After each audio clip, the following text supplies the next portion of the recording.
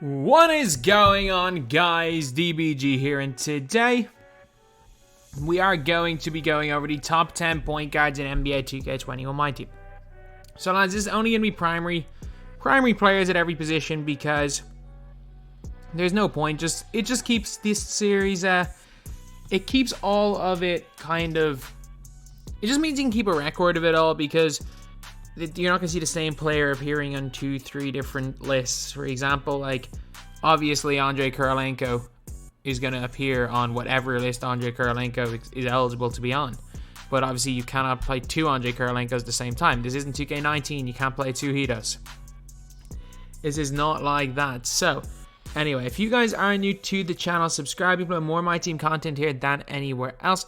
And yeah, so today we are going to be going over, as I said, the top 10 point guards, and this I'm going to try make this as like both gen even as possible, because obviously there are certain cards that are really good on one gen and not great on the next. And if that's the case with any of the players, they end up quite low. For example, Ray Allen may not make the top 10 two guards, even though he's probably top 5 on next gen, because he's probably not top 30 on current gen. And if he does make tomorrow's top 10, he will be very, very low.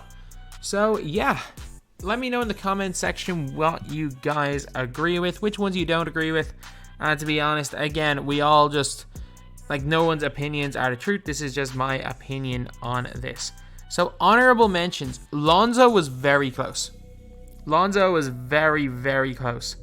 He was actually in my first draft.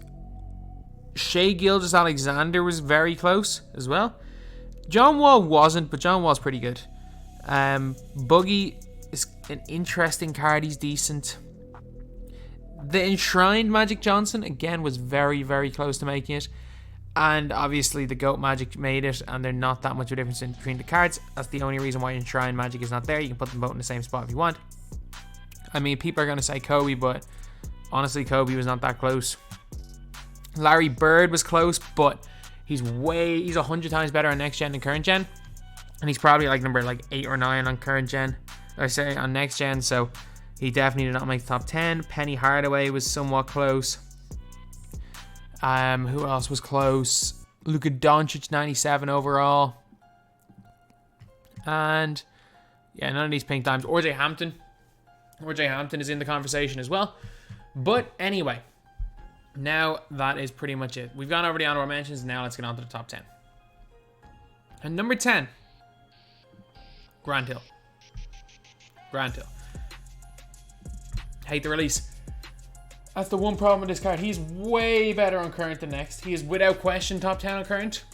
Not top 10 on next. Although I do think he's better on next than, say, Larry is on current, which is why he's on the list. 42 hops, 23 golds. Base 1, Pro 3 behind the back, Pro 2 escape. 98 speed, 94 3 ball, 98 driving, 96 lateral. Like, again, his stats are literally perfect. He may as well have 99 everything. And in terms of badges, like flexible, Hot Zone Hunter are the only ones that really change when you move them up to Hall of Fame. So honestly, if they made a GOAT Grant Hill, it wouldn't be that much different than this card. I just don't like that base 1, and with how good these 10 are, yeah, having a not great release is gonna bring you to number 10. Does not mean Grant Hill's not spectacular in this game. He is absolutely fantastic. And honestly, if you're on extreme budget and a Grant Hill fan, even this Orlando Magic card's pretty good. So yeah, Grant Hill in here at number 10. At number 9, Lamar Odom. Lamar Odom just offers that little bit more than Grant Hill. Pro 2, Pro 3, Paul George base, LaMarcus Aldridge upper, which I don't like LaMarcus Aldridge upper at all. He's also got at him very quick. 230 pounds. So again, on next, Odom is better on next gen than current gen. Like a lot of guys, or Grant Hill's better on current gen and next gen. Lamar Odom is the opposite. Lamar Odom is a next gen made card. But when I say that, he's really, really good on next gen. Trust me on that. 94 speed, 94 acceleration, 92 3 ball, 92 driving dunk, 93 lateral. Again, perfect stats. Basically every Hall of Fame badge. Deadeye is probably his only gold badge that makes any difference if it's brought onto Hall of Fame. And other than that, though, he's fantastic. And also, he's a much better secondary position. Like, Lamar was really good at the 3, whereas I definitely would not run Grant Hill at the 4. But yeah, I think Lamar Odom at number 9 on this list. It kind of shows just on the start anyway, just how good this list is going to be when these guys are the bottom guys on the list. And then even some of the honorable mentions again. Like, I initially, when I was making this, I thought RJ Hampton was going to be in the top 10. But then I realized just how many great point guards there are. But man, RJ Hampton's good. He's good though. So, at number 8, Wes Unseld. He's an opal. Yeah, that does not matter. Wes Unseld is coming in here at number 8. 99 offense, 99 defense, 6'7" with a 6'10" wingspan. His stats are unbelievable. Like 3.143 total stats, 3.158 versus 3.176. Like there's very little in terms of total stat difference between these guys. He's 6'7", so he's not quite Grant Hill's height. But again, he's got a really wide player build, which definitely helps on current gen. And he's way better. Kobe on very quick is one of the best release on next gen. He's way better on next gen than Grant Hill. I think Hill's a little better on current gen. You've got Wes, who's way better on next. I reckon Wes, if you're a fan of the Kobe release, you can make the argument that Wes is a top 3 point guard in this game. And you can legitimately make that argument. And I don't think you can with the first two guys. Wes has got a perfect player build, unbelievably good jump shot, perfect stats, and again, just a pretty much perfect card in my team this year. Wes Unseld, absolutely incredible card. And again, considering he's like 20k MT, and this also just shows how good the point guard position is, the fact that he is number 8 on this list. Absolutely stacked position. Number 7, we got Invincible Magic. GOAT Magic, whatever you want to call him. 99 every single stat. And if you want to put Enshrine Magic around here, that's fine. I would probably, I don't think there's much of a gap between Enshrine Magic and Grant Hill. Just like I don't think there's much of a gap between, I don't think there's much of a gap between Invincible Magic and Grant Hill. I think the gap between Magic and the top guys are probably bigger. And for me personally, I would probably take Wes or Magic, but I know that's not the case for most people. Magic though, he can actually run on current gen. He took away his sideways run. He had the worst stutter run in the game. And it's a weird one. The stutter run is the weirdest thing ever added into a game. I will never understand who added the stutter run into the game. 99 speed, 99 acceleration, 98 3 ball, 99 shot close, 99 shot mid, 98 perimeter defense, 98 lateral quickness, 99 driving, 99 standing dunk, again 99 everything, every Hall of Fame badge. The only problem is Magic Johnson base. What's his only problem is he's got Magic Johnson base. And it's the same problem with the Enshrine card. He will not shoot nearly as well as a Grant Hill. Not saying as a Grant Hill, as a Wes Unseld. He probably will shoot almost as well as a Grant Hill, but he's not going to shoot anywhere near as well as an Odom or a Wes. And yeah, he goes to the basket well. On next gen, he moves incredibly well. I still don't think he belongs in the top 6. I think 7 is a good spot for him. At number 6, we have Invincible Michael Jordan. And this is another guy that you can argue is a top, maybe even number 1 point guard in the game. But again, you'll see the cards that are ahead of this, and there are definitely debates. And don't worry, there is no Nick Batum ahead of Michael Jordan. 6'6" with a 6'11" wingspan, 195 pounds, 99 speed, 99 acceleration, 99 3 ball, 99 driving dunk, 99 lateral, again 99 everything. Or every Hall of Fame defensive badge, but it's his defensive stance that's a big thing. His jumper is okay. I don't think it's great. It's not bad, especially on very quick. MJ's jumper is not bad. Every year it's kind of the same. It's a weird one. Before they started giving everyone these unbelievable releases, which started off in 2K20, MJ's release used to be pretty good, but then they started giving, probably starting in 2K19 when they gave every single card base 11. It just basically turned every card into just different players, and that was the thing with Jordan. Jordan's release became progressively worse over time. Still got Pro 2, Pro 3, still going to beat people up on defense, but for me, I don't think he does enough to be in the top 5, although if you like Jordan and you want to put him in your top 5, I'm fine with that. Number 5, we've got LeBron, out of position LeBron James. And yeah, this is how good the point guard position is. Out of position, LeBron James is in here at number 5. 98 speed, 90 acceleration, 95 3 ball. Again, perfect stats, lads. Perfect stats and badges. Trying any key badges for him that he doesn't have in Hoff. I mean, steady if you're on next gen. The only problem with him is he's got LeBron base. my God, how many LeBrons are there? 1, 2, 3, 4, 5, 6, 7, 8, 9, 10, 11, 12, 13, 14, 15. There's 17 LeBrons. Why is there 17 LeBrons? And we still have 98 overall Miami LeBron to come out. Point guard invincible LeBron. We still literally have at least two more LeBrons. There may be 20 LeBron James cards this year. He's got Pro 2, Pro 3, LeBron base, and that's the thing. I remember I said in my video where I was like, LeBron's not going to be that much better than his other card, unless, of course, they give him XM base, and what did 2K do? They went and gave him XM base.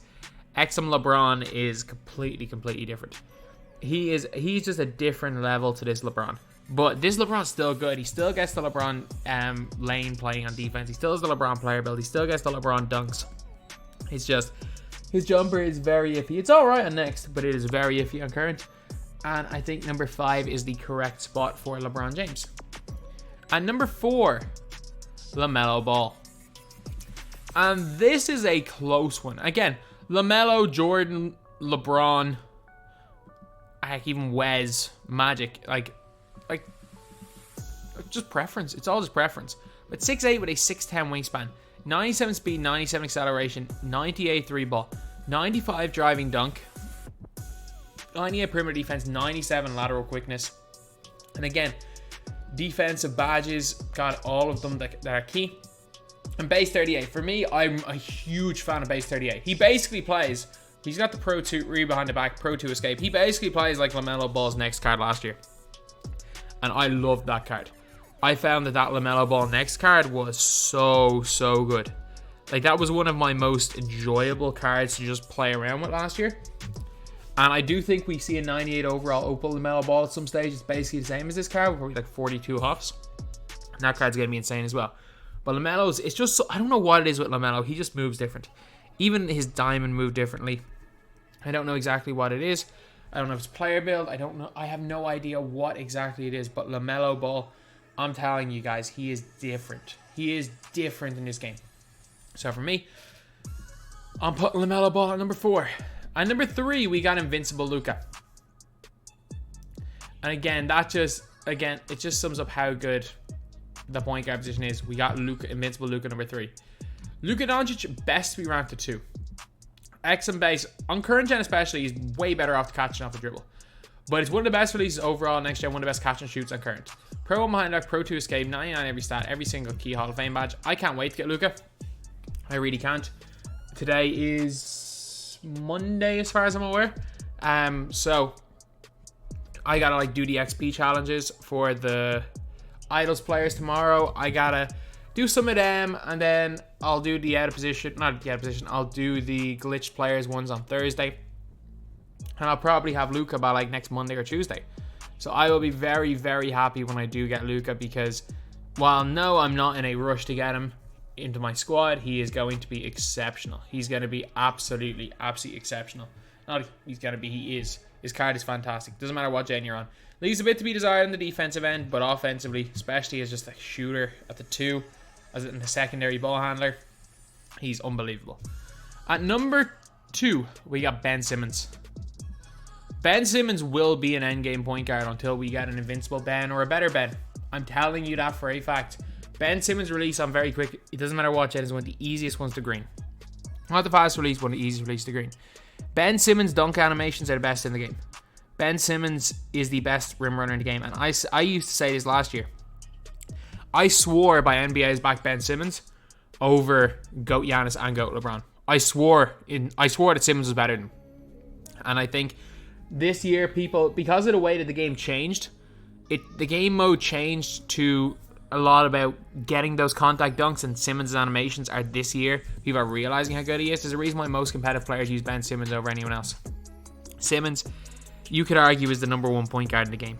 And the vast majority of people are running Ben Simmons at the 1, either their starting point guard or backup point guard, because, well, in my opinion, arguably the best point guard in the game is AK, but most people are running AK at the 2. But, yeah, Ben Simmons, unbelievable.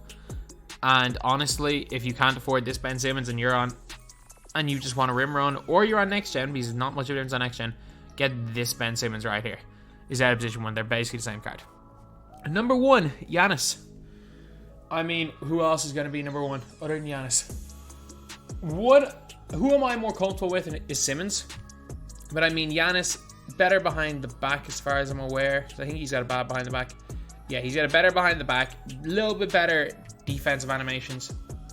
His dunking, I don't think it's quite as good, but he does get glitchier layup animations. Giannis, he's Giannis at the end of the day. He is Giannis. He's going to be Curry sliding, going by people. He's an inch taller, longer wingspan. He's just that little bit better. Again, is he like objectively better than Simmons? No. Do I think that when it's all said and done this year, that we're going to get another Simmons as the best point guard in the game? Yes. I personally believe that when it's all said and done, there is going to be a Ben Simmons card that is the best point guard in the game at the very end of the year. I stand by that, unless, for example, Shaq gets a point guard, or well, not even Shaq, because Shaq can't really. There's a lot of things Shaq can't do, unless I don't know, Bol or Manute Bol gets a point guard. God forbid, but yeah. So that's the only way I change, in my opinion, that the best point guard in the game will be Simmons. Actually, no, Exum point guard LeBron might be the best point guard in the game. Yeah, I take that back. Exum point guard LeBron will be the best point guard, followed by Simmons.